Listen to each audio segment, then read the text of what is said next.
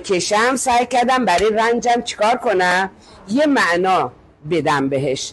من میخوام بشم فرانکل. تو اون شرایط سخت بچه رو هم به من دادن، خیلی هم سخته، باید اینم من نگهداری کنم، خسته هم میشم. خب پس میام چیکار میکنم؟ میام به این رنجم یه معنایی میدم.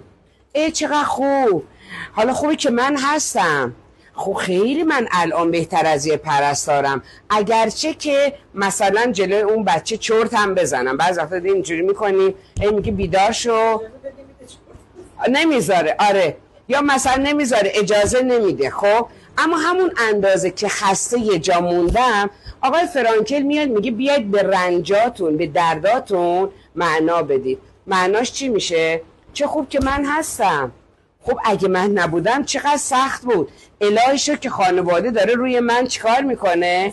حساب میکنه. تازه اینقدر این زمان کودکی این گذراست و چقدر میتونه این لحظات لذت بخش باشه. وقتی آینده یادم میاد که من چه کارایی کرد و چه جوری شاهد بزرگ شدن این بچه بودم. خب درسته که خسته میشم ولی کلی هم کنارش لذت میبرم.